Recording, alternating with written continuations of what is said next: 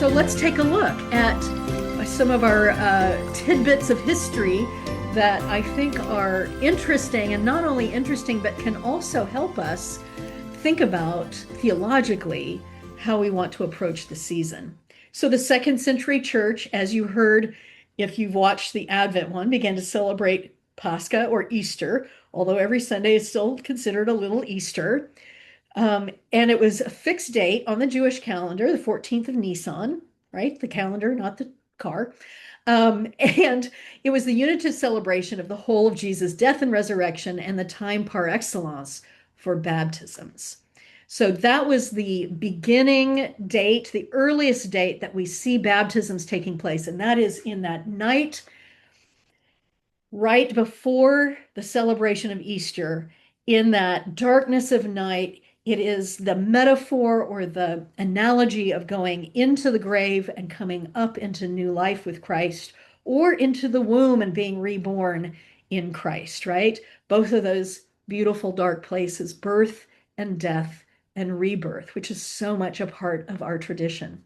And so the early church, really, that was their focus. So in 325, the First Council of Nicaea, the date of Easter was changed. So it used to be a fixed date. Now here's the formula. We still use this formula. The Sunday after the first full moon after March 21st.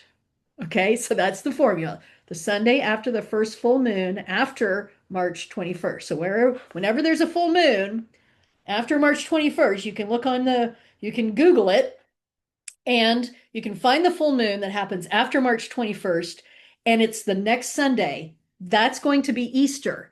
Then you back it up to see where the beginning of Lent is. March 28th is Easter. So it's not super more early than last year, but it's still pretty early, right? It's in March.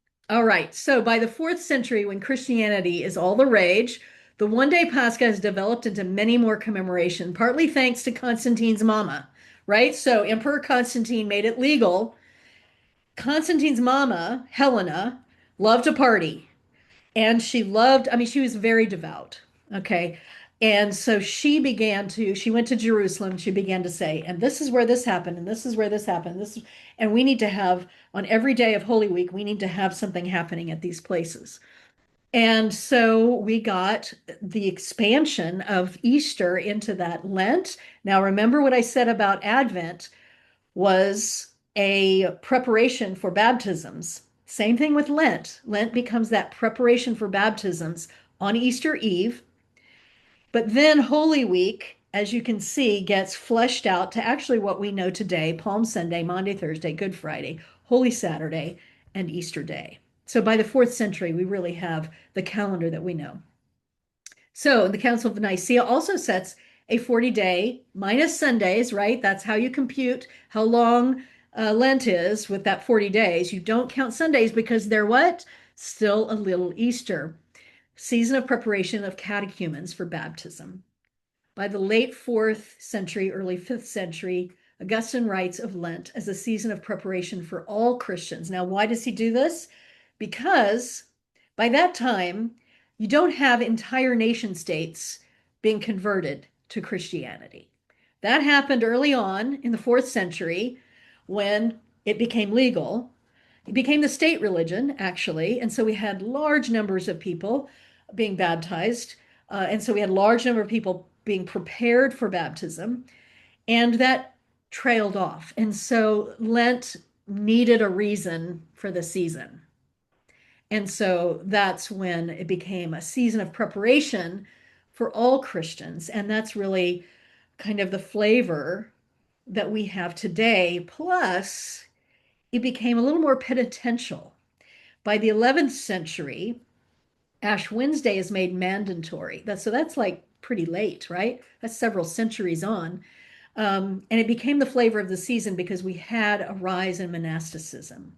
And so they were able to create a lot of rituals around penitence, around bringing people back into the church, lapsed or oust Christians to re-enter the church. And so Lent took on an even bigger kind of identity. Now, what has happened is that we For a long time, Protestants, as we became more and more aware of the liturgical year and celebrated it more, we kind of took on some of that penitential flavor. But if we look at the origins, it really is about preparation for remembering our baptism, remembering our belovedness in God, being fully known, right? And so here we are at the human yearning yet again, yearning to be fully known, accepted, transparent. And so Lent is a time of reckoning, perhaps, and turning around, right? Repentance. But it can have so many more theological themes than that. We can ask many kinds of deep questions.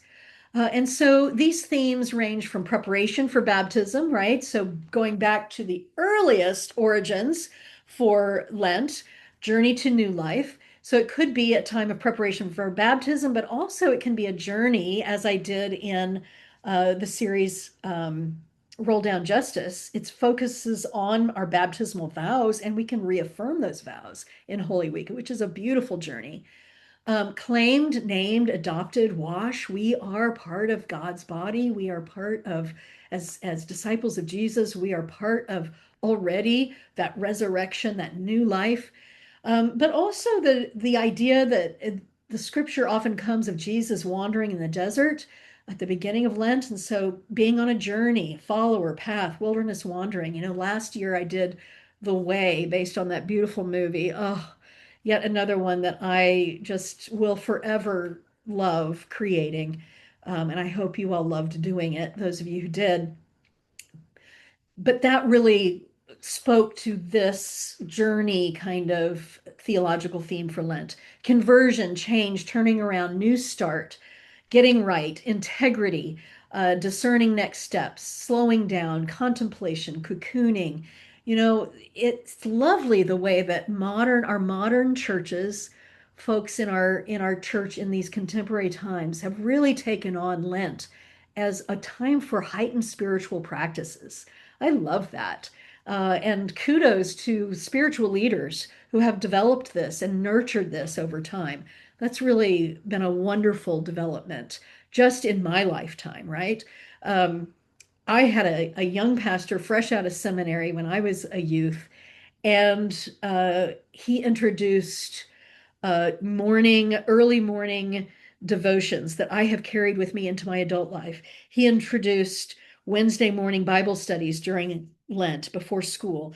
He introduced, well, which included cinnamon rolls. So, you got to have something to get the youth to early morning. Um, Still remember those cinnamon rolls.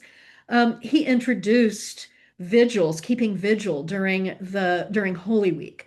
So these are just wonderful ways that we Protestants have learned to incorporate deep ritual practices without thinking we're becoming too Catholic, right? Let's just blur those lines. Spiritual practice is spiritual practice, and it belongs to all of us.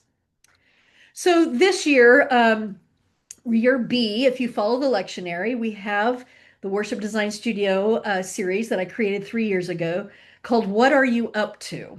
And it is a kind of turn Lent on its head in terms of the whole giving up thing. That's another thing we kind of inherited from the Catholic tradition. And so there's nothing wrong with that. And it doesn't have to be like chocolate or whatever. We can fast from a lot of things. It's just about making more room for spiritual practices, like I'd been talking about. But we can also, in this series, what I did is I looked at it from rather than seeing giving something up as penitential, it can also be missional.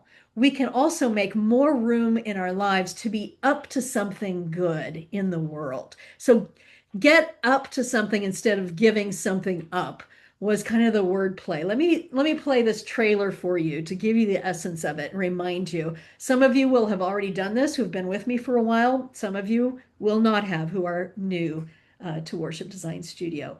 Oh, and before we go, I forgot I put this on here. Tex Sample, who I interviewed for this series 3 years ago, was working on this book called Micro Practices for Justice Ministry.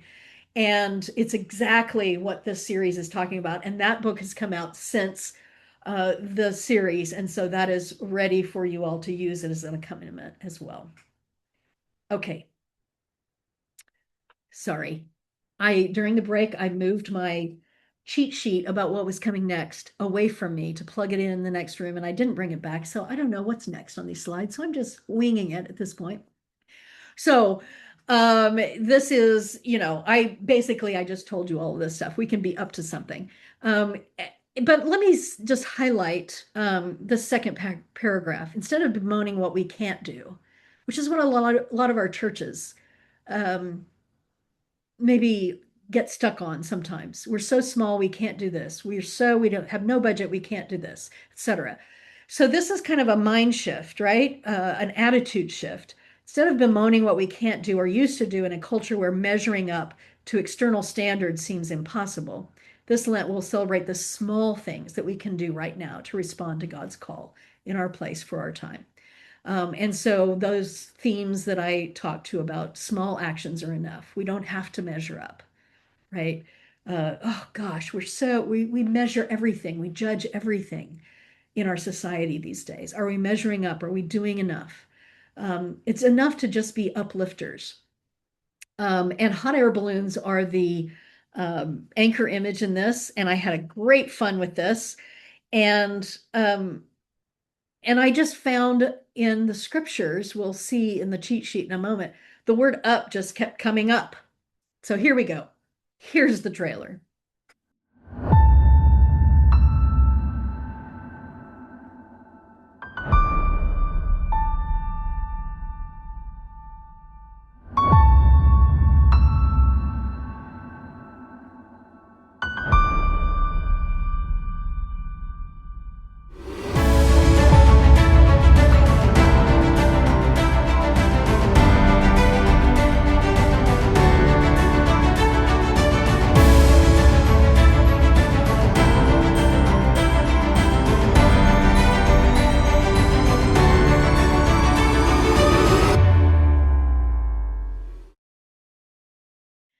That last part that has, what did it, or some of you don't know, trailers are in your materials, in your downloads, and then you can put your stuff on the end of them that has your place, your time, your services, that kind of thing.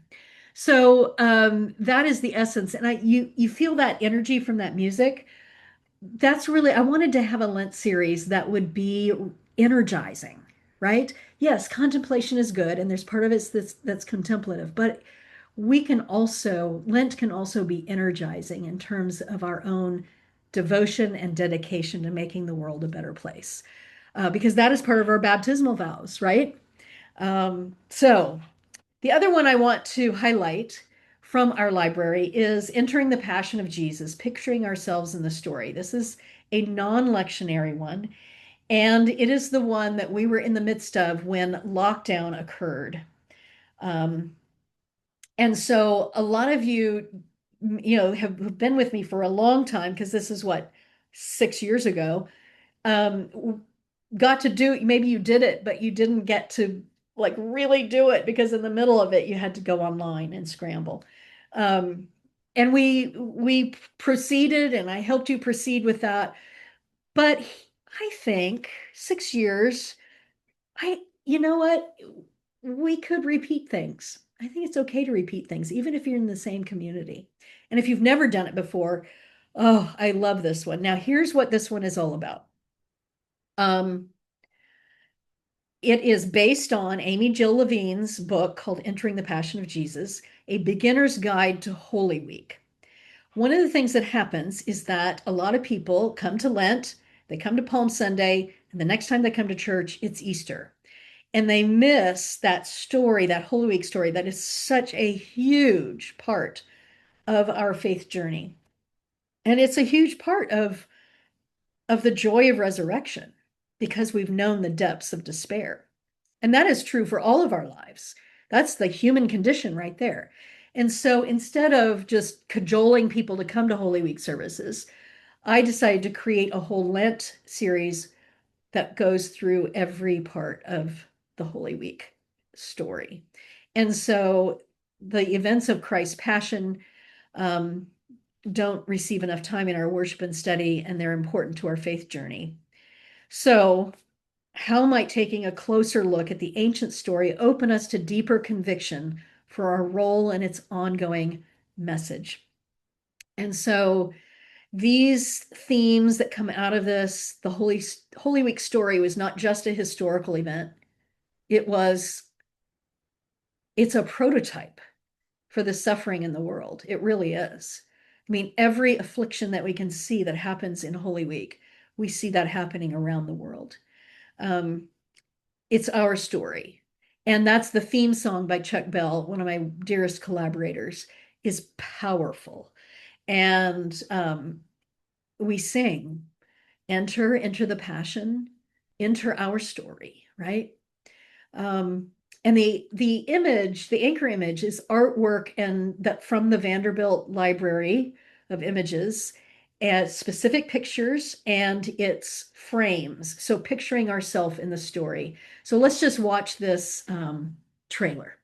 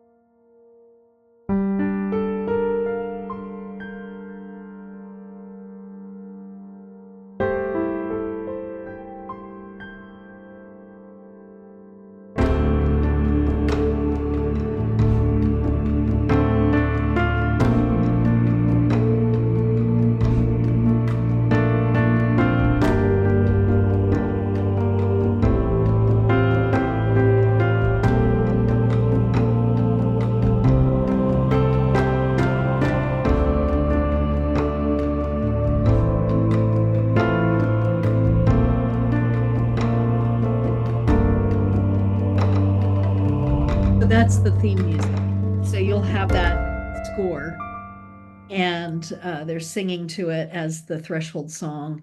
It's just powerful, powerful. And those images are from the Vanderbilt Library, and you're able to use those images. And as you saw it zoom into those faces, and I wrote monologues for each one of those characters to help us enter the story and to see it as our story.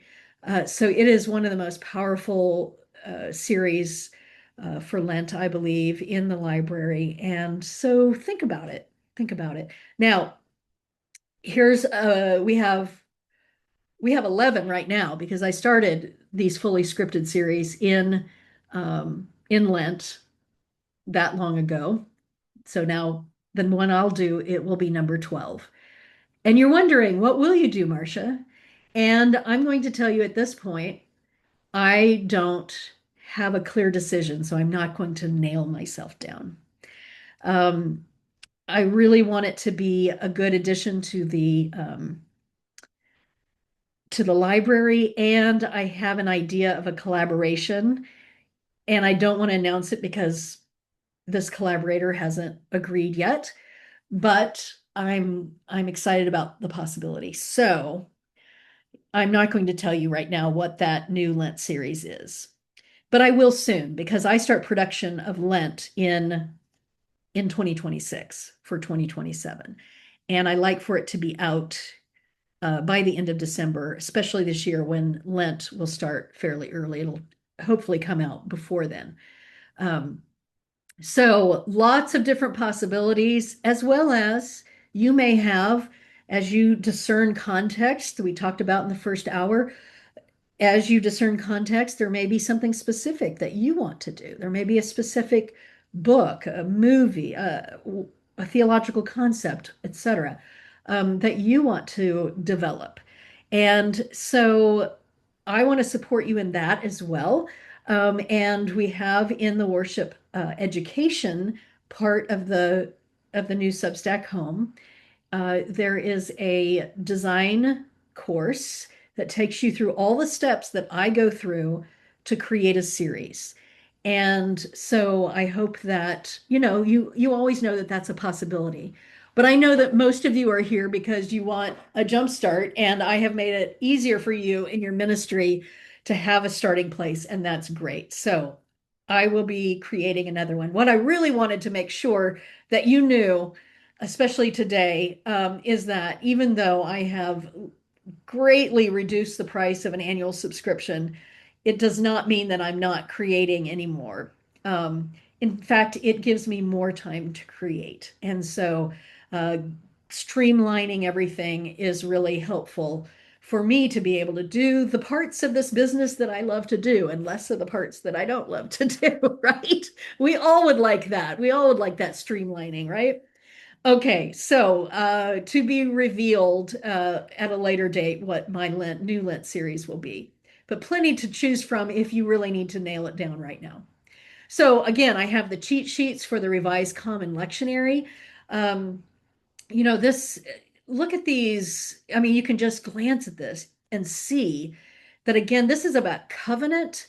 It's about our agreements as people of faith. It's about our journeys and God promises to be with us, and yet we sometimes we say, "Why did you bring us out of Egypt just to die in the desert?"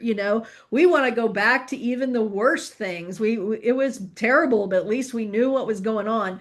Oh, have you heard that before? But God's promise to be with us, that covenant. And so that is, that's a very interesting trajectory in the Revised Common Lectionary Year B. The Psalms that these are direct address to God, and so crying to God in our trouble. Um, these are all conversations that we have with God. You know, Here's an idea. You could take if you haven't done the All My Days series about prayer, you could totally do that during Lent as well, with very little adaptation. Dialogue with God. Add some of these psalm texts in it. Anyway, just brainstorming here. Okay, epistle texts. Again, we're all over the map. We have like readings from lots of different letters. You could create a series that was about letters, letters of the early Christian community. Um, Now, some of these, as you dig into and you read deeper, don't just decide based on this cheat sheet. Go in and read for sure. Do you for sure want to focus your preaching on these letters? Because it's sometimes it's hard to translate these from that ancient context to our context. Worthy, though, if we really want people to be biblically literate. So, could be a good challenge. And then the gospel texts. Um, these are classic, right? Classic. We've got Matthew, Mark, and John. Luke just gets left out in year B, but these are classic texts, all of them. Um, so that's what you've got for the Revised Common Lectionary in the Narrative Lectionary, year 1. Talk about classics, but it's parables, right? So you could do a whole season of parables. You could talk about the nature of parables. You could talk about the nature of the way Jesus taught, and here's all of these parables. That could be quite wonderful. We do, as I said, have some year 1 narrative lectionary DIY series. Those are series that all paid subscribers have access to.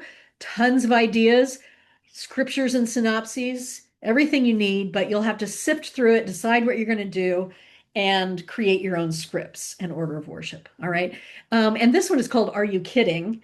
And it is really inspired by Jesus saying, "Come as a child," which is in the scriptures somewhere in here. And so we look at the parables through children's eyes to come fresh to the parables. So that could be a direction if you're into the narrative lectionary.